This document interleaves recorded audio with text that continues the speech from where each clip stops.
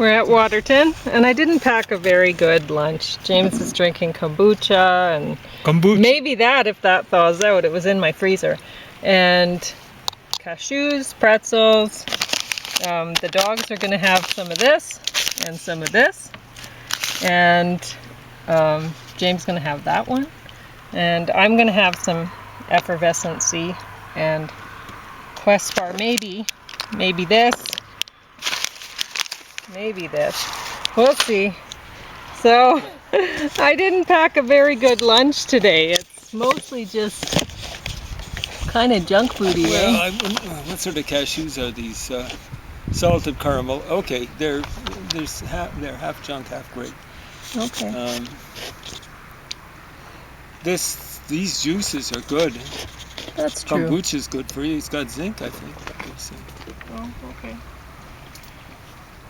Anyway, so you can just go ahead and talk about your book or talk about whatever we came over tonight because we were hoping that maybe the sandhill cranes would be over here because we heard them lots over on Wishbone, but we only saw a couple flying over.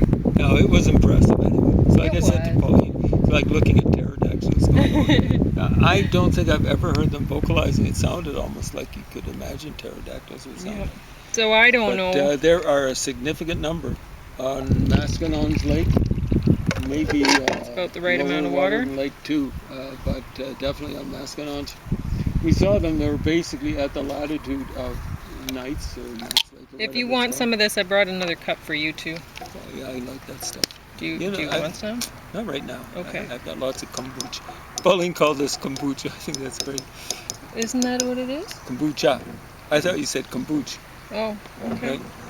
Well, anyway, this, I had tried it while I'd briefly fallen out of ketosis because I didn't want to be on it. and it was way tastier. Yeah. But, so is that why you're giving that one to me? I'm back in ketosis. Didn't trust yourself. Angels wanted me to be in ketosis, so. There we go. Anyway, I brought these because I was actually going to make, what do you call it? Greek salad. And this works out really well for instead of feta. These salt and vinegar edamame. But those are tasty. I don't know. I think those might actually be relatively healthy. What do you think? Well, they're soybeans. Edamame are soybeans, and they're not organic. Well, that's you can see. Look at the price. It was regular $2.59, and they're still selling them at Bulk Barn. But I don't know who's paid that. And how much grammage is there on that for $2.59? Well, 26 grams. That one hurts. So yeah, so that's way I got them for 65 cents. No, there you go. Which is plenty as far as I'm concerned. Yeah, it's way plenty. Mm-hmm. Yeah. So anyway, but yeah, you just drop. These are great for like on the road because they're invigorating, delicious, and effervescent with effervescent. stevia. What if we? Yeah. Effervescent, I think, means boiling, so it's not really boiling. I'm talking about Latin, but that's what happens. When so you just wait until it dissolves and then drink it. It's delicious. It's bubbly. This is the way to drink kombucha. You've never seen me drink kombucha this fast, right? Nope, because you're thirsty. I'm thirsty and I've got painkillers in me from we did a pretty good hike, but best of the year we've done. I'm going to put this back in the cooler because it's really hot out here.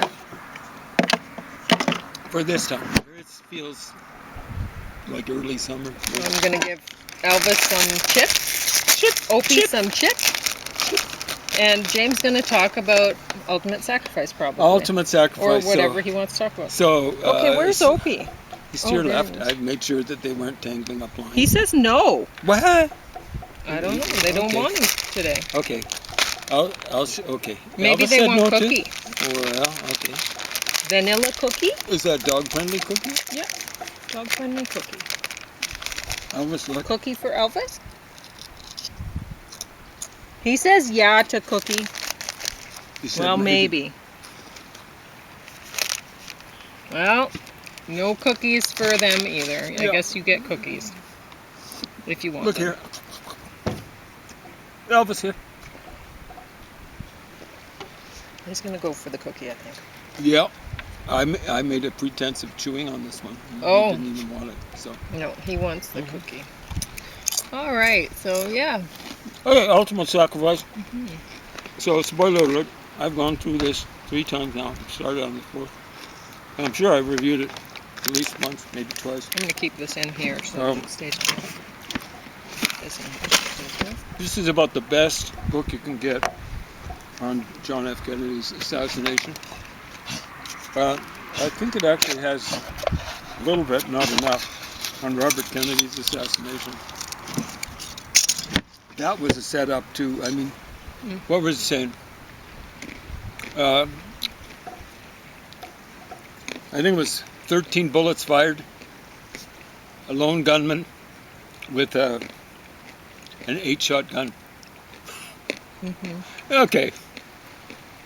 Yeah, like, don't kid a kid. Want more cookie, Elvis? He said, yeah, he loves the cookie. So it was a mafia hit. Sirhan was a Palestinian, they call him.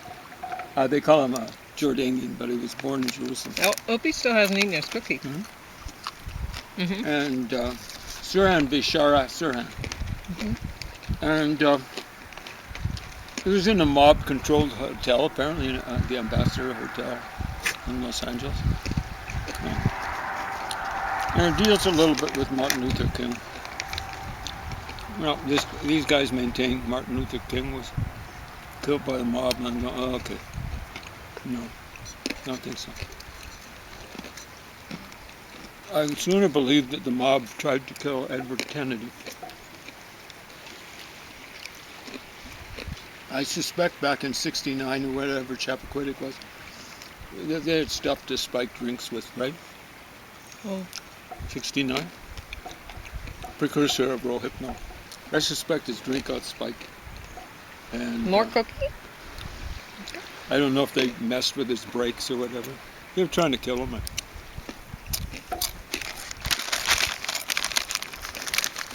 But who knows? Elvis loves cookie. Cookie. Anyway, it's funny how no single researcher or a group of researchers, in other words, a team or something like that of researchers, gets it right. These guys say it's a mob, and I believe they say E. Howard Hunt was probably not involved. What? No! His son actually confessed for him, or claimed that E. Howard Hunt confessed on his deathbed and stuff like that. E. Howard Hunt was hanging with Frank Sturgis. Frank Sturgis was Cuban, and he was an associate of the mob. His real name was, what was his name? Kind of forgotten, but it wasn't Francesco, but Francesco. But he had a Latino name. I think he came from Cuba.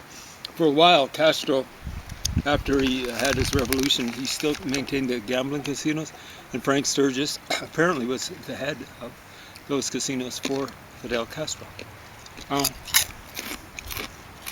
But the mafia played a leading role, not necessarily the leading role. I've gotten a car, and I'll be re-reviewing it. On the Trail of the Assassins, written by Jim Garrison. And he's come under a lot of criticism because Jim Garrison was district attorney in New Orleans, an elected position. And says it has mushroom powder in it. Well, we better not give it to him. Okay. He really likes it. I don't think the mushrooms are like that. There's probably very little in there, but... Well, it's right near the end. I know. It's best not to make it. With our little monkey there. I know, because I love him so much. Yeah, that's right. He loves you too. He's begging so sweetly. Anyway, Garrison maintains it's basically the CIA did it. And he's working out of one of them, New Orleans is called the Big Easy, and it was back then, for a reason. It's corrupt as crap. And it was back then. And he barely mentions the mafia anywhere in the United States. He says no, not Chip. But particularly the mafia in New Orleans. And, here, one of the three leading mafia figures to have plotted to, successfully to kill John F. Kennedy is the head of the mob was in New Orleans and in Dallas. He controlled Dallas and Houston as well. In a different state. Controlled, I think, all of Mississippi, maybe into Oklahoma, so on and so forth. So this guy barely mentions him, even though he talks about David Ferry. He connects him rightly, or Jim Garrison does it, not these guys. Connects David Ferry with Lee Harvey Oswald and with the CIA. Doesn't mention a word about his connections with this Carlos Marcello, or they probably mispronounce it Marcello, the head of the mafia in New Orleans. He also talks about Bannister, Guy Bannister, a real creepy fella. He was a former FBI agent, maybe head of the FBI. Can you imagine this in all of Chicago? But you can imagine how corrupt he was, right? Guy Bannister. Mentions Guy Bannister. He was with the Office of Naval Intelligence. Well, the CIA is a kind of like an umbrella agency for all of the intelligence agencies. That's why it's called Central Intelligence Agency, I gather. So if you work for Office of Naval Intelligence, theoretically at least, the CIA has some sort of, if not control of you, at least some sort of idea of what you're doing. So Guy Bannister had connections with the CIA, but he also had connections with Carlos Marcello. But but Garrison, he just brushes over that. I just finished reading another book for the third time. I'm proud of that because I've gone through it in French 3 times. It's written in French. That's the original language. And these guys are saying it was the military. Well, that's different. It's not even the Defense Intelligence Agency, like the Army or the Army Army Intelligence. It's not the Office of Naval Intelligence. It's saying the military. Were playing a leading role, if not the leading role. And here's the thing, they've released maybe, under Clinton, they released 2 million documents that had potentially to do with Oswald and the assassination. Now, originally they were saying there was nothing, they had nothing on Oswald. Well, 2 million documents is a little, yeah. And apparently there's still 1 million to be released. Now I'm going to have to They said 75 years after their declaration. It wasn't an assassination. It was sometime in 64. Maybe when the Warren Commission came out, maybe a little bit before then. So it's sometime 75 plus 64. If I calculate correctly, it's 2039. That's when they're going to release. Well, holy smokes. Someone voting age back then, 21, could be held criminally responsible for whatever. They'd be 96 by the time the stuff's released. Yeah, that's why they're doing that. Yeah.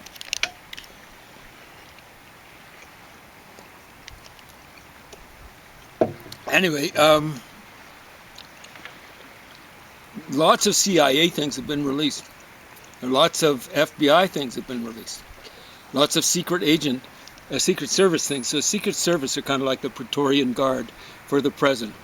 They have, in the major cities, they even have little chapters, in case the president visits and stuff like that. They've gotten hold of Secret Service stuff. But guess who destroyed this stuff right away? Military. Right away. And, I was just realizing that the last week or so, I said, who's behaving in the most culpable manner? In other words, the most guilty fashion?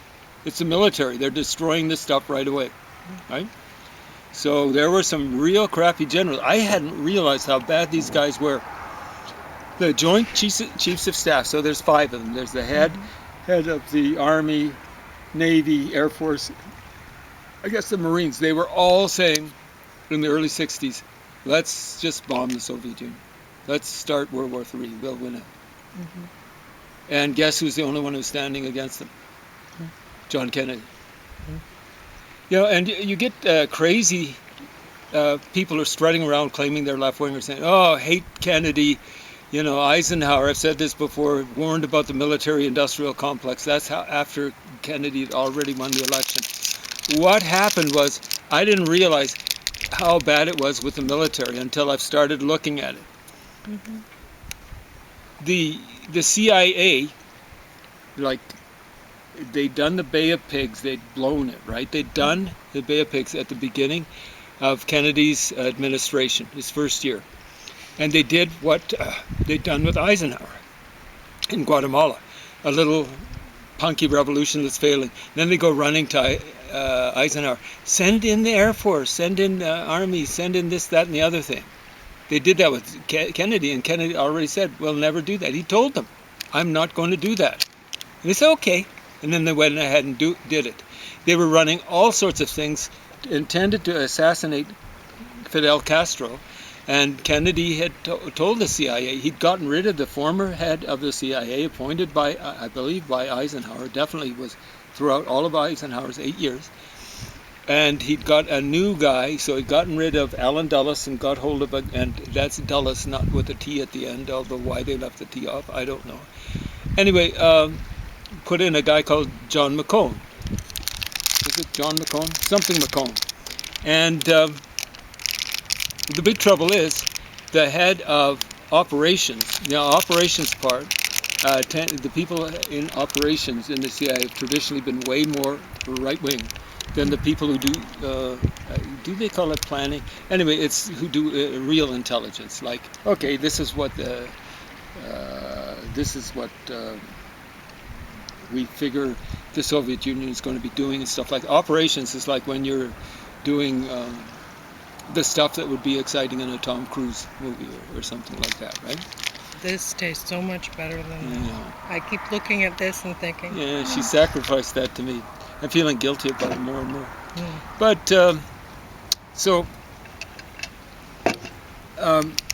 Dick Helms, who's head of operations, was keeping all of these plans. This is during the Kennedy administration. Sure, it didn't last 4 years because Kennedy was assassinated.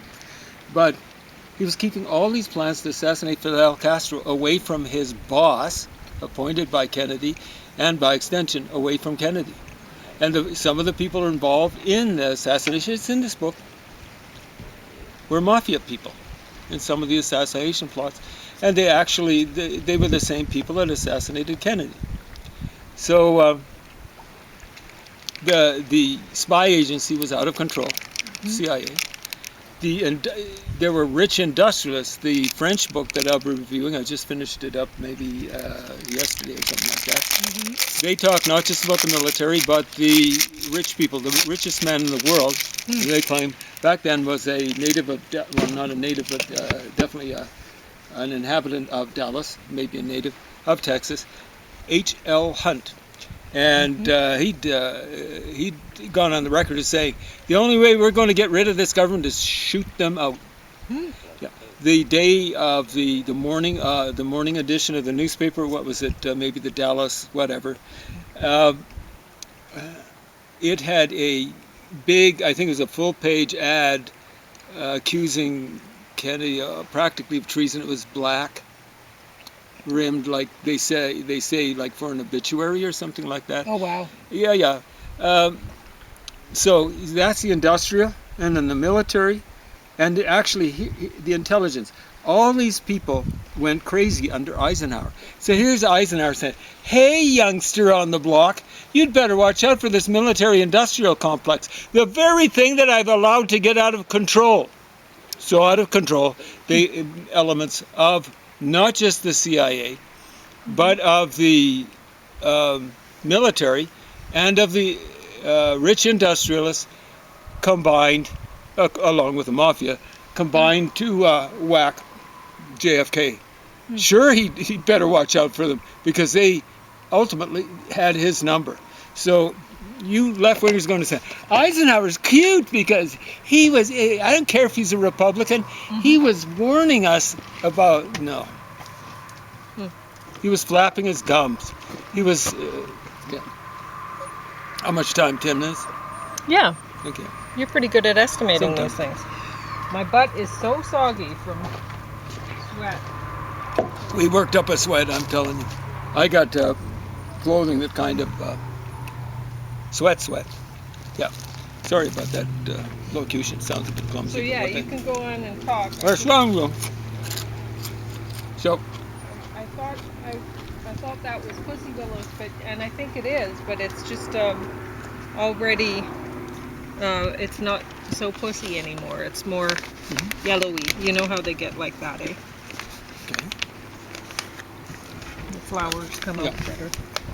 Whatever. Anyway, I found, the first book I read on the assassination, I knew the fix was in when I started working at a cop shop. I found out that Lee Harvey Oswald was killed by Jack Ruby in the police station. Mentioned before. I worked at the police station in Lethbridge. My first day on the job, they weren't letting me in because I had no ID. And guess what? No police You really record. got yourself wrapped around there. That's impressive, Elvis. Whereas Jack Ruby had a long police record. Not a lot of convictions, but that's the way it is with mafia. But he'd been involved with the Teamsters, fun times, in Chicago back in the day. He hailed from Chicago. So No, you're doing this wrong. You got to go around the other the first way. book I got hold of it was saying J. Edgar Hoover was responsible for whacking JFK. Just a minute. No. Like a whole bunch of people got together. They actually got a French guy or two to help in the whacking. A couple of basically There we go. That's a good Secret Service types from Stay France. there. Don't wrap around it again. Very conservative. Basically Nazis. One of them, Michel Mertz, had apparently worked for the Nazis in France during World War II. And understand, when I use that term Nazi, I don't go around just throwing it around. Stuff like that. That's the German Nazis. 5 minutes? Oh. 6. Okay. Time flies when you're having fun. You can quit it whenever you want. I know. I'm kind of having fun. Oh. Anyway, I'm warning people about what to expect. Stuff that I've got in the can. This thing I've gone through, I'm pretty sure 3 times. I demand of myself, if I've got the time, if I'm taking the course. Haven't taken the course at the university for, well, since a certain plague started. I'm not going to mention which one. But, yeah, this one I finished 3 times. So I demanded myself when I'm taking a course to go through the text 3 times, preferably even before the course starts, if I got enough time. That's before it starts. That's up before it's finished.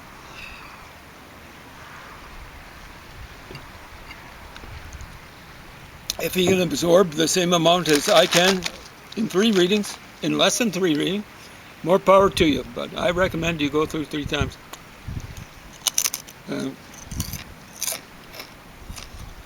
I also recommend with a textbook not to use it as a collector item. And don't expect to get too much. Well, I guess you can get a trade-in or something like that at a university bookstore or whatever. But I recommend just highlighting, underlining, putting in marginal notes, putting in interlinear notes. Do whatever, but do whatever you can to get that stuff in between your ears, because it doesn't do you much good here, even if it has a good index. Some of these things this has a pretty good index here. The Jim Garrison one has a pretty good index. The French one has no index at all. I don't know what they were thinking of. It's not much good to a researcher. Are you codependent? Yeah, he's kind of that way. Yeah. Yeah. Are you crazily codependent? I'm going to give him another cookie. Oh, okay. There we go. That should quiet him down. Anyway, be expecting. Right now, I'm reading. What is her name? Priscilla Johnson McMillan, and she met Lee Harvey Oswald actually in Russia before he met Marina Oswald, his eventual wife. Oh, interesting. Yeah. So she was a journalist there in Russia. She had an MA. Was she really a journalist? She was a spy, right? Is that what she says? Dick Helms, who's the head of operations, who didn't tell Kennedy about all these assassinations, head of operations for the CIA, and in 1966 to roughly 73 or something like that, 72 was the head of the CIA. He was testifying to a committee in the 70s, mid-70s to late 70s, and they asked him, would you lie if it was a secret to a committee, this committee? Yes. Just that simple. And he more or less clarified it. I'd be required by my oath or whatever to do it. You don't tell people you're a spy. And you know, they'll say, former member of the CIA, unless you've actually quit the CIA officially, and even then I wouldn't trust them. Hey, I've quit the CIA. Yeah, right. No, you are a member for life. And after death, they're going to guard your secrets and stuff like that. That's any intelligence agency. She was a spy. And so she got Marina Oswald to give, talking about it's really intrusive stuff about the sex life with Lee Harvey Oswald. That doesn't belong in a book like that. No. You know what I'm saying? Really creepy. Wow. And Marina Oswald was very shy. Now, she belonged to Komsomol, which was the equivalent of Hitler Youth for the commies. Really? Yeah. Wow. That's not a state secret. Yeah. She had an uncle who was belonged to the MVD. So KGB kind of is their international thing. MVD is kind of like their internal security thing. So to be like FBI. Okay. Uncle who belonged to that. Elvis don't do that. For a while, Marina lived in Fort Worth, between Fort Worth and Dallas, a place called Irving, Texas, with a family called the Payne family, Ruth Payne family. And somewhere along the line, the Warren Commission said, Ruth Payne has nothing to do with the intelligence agencies. Why would they say that? Who would know about Ruth Payne? Turns out two of her, siblings, her father and her husband's father were all members of an intelligence agency, maybe not all CIA. Wow. So that's who Marina was living with. They knew that she would be an agent. Do you see what I'm saying? All right. So I just have a few more minutes, so I'm gonna take the camera on a walk down to the water because it's really beautiful. Yeah. And Elvis is gonna be crying because he doesn't like to be without me. Oh, lots of wind.